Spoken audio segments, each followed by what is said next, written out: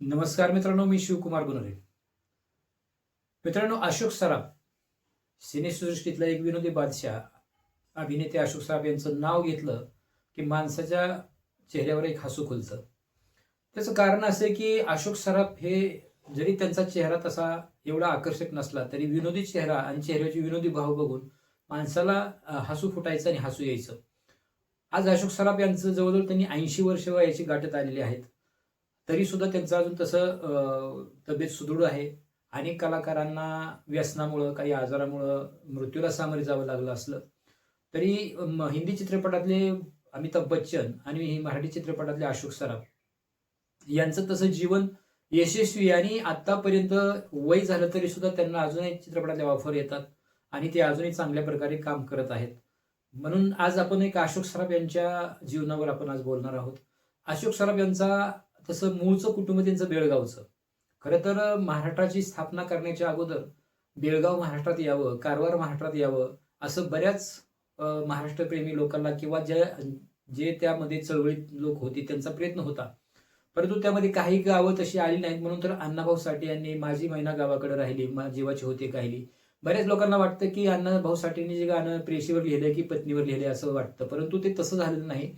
तर ते महाराष्ट्राची जी काही संयुक्त महाराष्ट्राची चळवळ होती आणि त्या चळवळीला किंवा त्या जी काही मागणी आहे चळवळीबद्दल किंवा चळवळीत चळवळी ज्या महाराष्ट्राच्या स्थापनेसाठी चळवळ होती, त्या महाराष्ट्रात स्थापना करताना जी गावं त्यात यायला पाहिजे होती ती गावं महाराष्ट्रात आली नाहीत, सहभागी झाली नाहीत. म्हणून त्या गावांना मैना असं अण्णाभाऊ साठेंनी म्हणलं. आणि जी गावं महाराष्ट्राच्या बाहेर राहिली, ज्यांना ह्यात सहभागी करता आलं नाही, ते आता कर्नाटकमध्ये आहेत. बेळगाव, कारवार अशी काही गावं आहेत. आणि त्या बेळगावचे अशोक सराफ त्या मूळचे त्यांचे ते कुटुंब आहे. ते काही उदरनिर्वाहासाठी मुंबईत आले. असं आता अनेक कुटुंब बाहेर बिहारमधून, उत्तर प्रदेशामधून अनेक कुटुंब मुंबईत येतात व्यवसायासाठी किंवा काय उदरनिर्वाहासाठी येतात. तसंच अशोक सराफ यांचं सुद्धा कुटुंब मूळचं बेळगावचं आणि ते मुंबईत आले. मुंबईत आल्यानंतर अशोक सराफ यांचं मुंबईतच शिक्षण झालं. शिक्षण झाल्यानंतर अशोक सराफ यांनी एका बँकेमध्ये काही वर्ष नोकरी सुद्धा केली.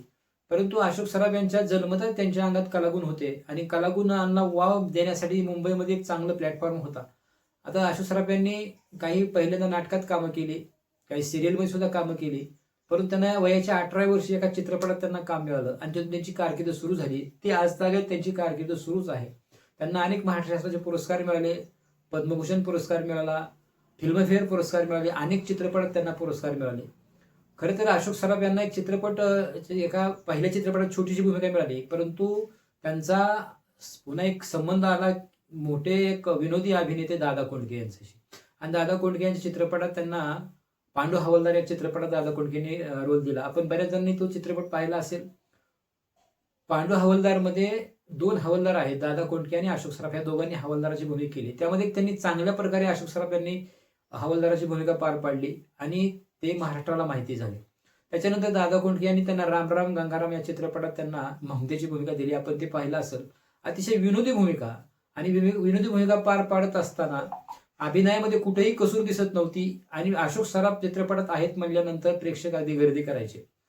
हळूहळू अशोक सराफ साऱ्या महाराष्ट्राला माहिती झाले आणि महाराष्ट्रात अशोक सराफ यांच्या चित्रपटाची लोक वाट पाहू लागली आणि एखाद्या चित्रपटामध्ये अशोक सराफ आहेत म्हणल्यानंतर लोक गर्दी करायचे. पूर्वी असं काय असं मोबाईल चॅनल वगैरे काही नव्हतं किंवा टीव्हीला पण जास्त चॅनल नव्हते. एकच चॅनल होता, सह्याद्री चॅनल, आणि ते रविवारी चित्रपट, एक मराठी चित्रपट लागायचा. अशोक सराफ यांचा चित्रपट आहे म्हणलं की लोक दिवसभर रानातली कामं पटपट आटपायचे आणि अशोक सराफ यांचा चित्रपट बघायला संध्याकाळी टीव्ही ज्याच्या घरी असेल त्याच्या घरी गर्दी करायची. आणि ते अशोक सराफ यांचा चित्रपट संध्याकाळी बघितल्यानंतर सकाळी महिला खुरपाय गेल्यावर सुद्धा अशोक सराफ यांची चर्चा करायच्या. ते कसं करायचं, ते कसं बोलायचं, ते सुद्धा अगदी लोक ते करून दाखवायचे. काही मुलं त्यांची नक्कल करायची. आजही अशोक सराफ यांच्या आवाजाची काही नकलाकार लोक नक्कल करतात आणि त्याचं एक आवाजाची वेगळी ढब, म्हणजे ते चित्रपटात तसे बोलतात तसा आवाज आहे. चित्रपटात पडद्यावर ते सतत बोलतात, बडबड करतात आणि त्या बडबड लोक हसतात. परंतु प्रत्यक्ष जीवनामध्ये मात्र अशोक सराफ अगदी शांत असतात. असं फारसं बडबड करत नाहीत आणि त्यांना जास्त समाजात, मित्रमैत्रिणीत, गर्दीत पहिल्यापासून ते गर्दी टाळतात. त्यांना जास्त गर्दीत वावरायला आवडत नाही. त्याच्यामुळे त्यांची मोजकीच मैत्रिणी, मोजकीच मित्र आहेत आणि त्यांच्याशी त्यांचा पहिल्यापासून त्यांचा अगदी दांडगा संबंध ते ठेवून आहेत. त्यांचं आरोग्याकडे पहिल्यापासून ते लक्ष देतात. फारसे कलाकार, आपण चित्रपटामधले बरेचसे कलाकारांच्या आपण कहाणी वाचतो, ऐकतो. काही व्यसनात गेले, काही चुकीच्या वागण्यामुळे गेले, परंतु अशोक सराफ यांनी मात्र स्वतःचं आरोग्य, स्वतःचं चारित्र्य आणि स्वतःचा अभिनय याला फार महत्त्व दिलं आणि ते आजतागायत ते टिकून आहेत. अशोक सराफ यांचं रंजनाबरोबर बरेचसे चित्रपट झाले. त्यांची काही प्रेम कहाणी सुद्धा लोकांच्या कानावर आली होती, परंतु रंजना यांचा अपघात झाला आणि त्यांच्या प्रेम कहाणीला ब्रेक लागला, असं अशोक सराफने एका मुलाखतीत सांगितलं सुद्धा. त्याच्यानंतर अशोक सराफ यांच्या जीवनामध्ये काही चित्रपटाच्या माध्यमातून निवेदिता जोशी, एक आघाडीची अभिनेत्री निवेदिता जोशी यांच्या त्यांचे संबंध वाढले, त्यांचे प्रेम संबंध आले. त्यांनी गोव्यामध्ये एका मंदिरात नातेवाईकांच्या समक्ष दोघांनी लग्न केलं. त्यांच्या वयामध्ये थोडासा बऱ्याचशा वर्षाचा फरक आहे, परंतु तसं काय निवेदिता जोशी स्वतः आणि अशोक सराफ स्वतः मुलाखत सांगतात की आमच्या वयाचा कुठेही आम्हाला संसारामध्ये कुठेही अडचण आली नाही. त्यांच्या संसारावेळी एक अनिकेत नावाचं मूल सुद्धा आहे. तो मुलगा काय तसा अभिनय क्षेत्रात नाही, त्याचा वेगळा व्यवसाय आहे. हे दोघंही आईबाप अभिनय क्षेत्रात असताना मुलगा काही त्या क्षेत्रामध्ये नाही. परंतु अशोक सराफ यांचं मात्र रंजना यांच्याबरोबर सूत जुळलं होतं, परंतु अपघातानंतर निवेदिता जोशी यांच्यावर त्यांनी लग्न केलं आणि त्यांचा संसार आता सुखाचा आहे. आणि बऱ्याचशा निवेदिता जोशी तशा सौंदर्यवान, म्हणजे चित्रपटातली अभिनेत्री कशा असतात अगदी त्याचं ते निवेदिता जोशीकडे बघून सांगावं. त्यांचे तारुण्याचे चित्रपट आपण बघू शकता. आणि अशोक सराफचा चेहरा यांचा मात्र तसा फारसा चेहरा जेमतेम आहे, तसा काही आकर्षक चेहरा नाही. तरी सुद्धा निवेदिता जोशी यांनी हट्ट धरला होता की मला लग्न केलं तर मी अशोकशीच लग्न करलं, असं त्या मुलाखतीत सांगतात. म्हणजे इथे एक सिद्ध होतं की पुरुषाचं कर्तृत्व महत्वाचं असतं, सौंदर्य महत्वाचं नाही. त्याच्यामुळे सौंदर्य स्त्री सुद्धा कर्तृत्वान पुरुषाच्या प्रेमात पडते, हे पुरुषांनी तरुणांनी हे घ्यायला हरकत नाही. अशोक सराफ यांची कारकीर्द अनेक चित्रपट त्यांनी नुसते मराठी चित्रपटात नाही काम केलं, नुसत्या नाटकातच नाही काम केलं, तर मराठी चित्रपटात त्यांनी त्यांचा डंका वाजवला आणि मराठी चित्रपटात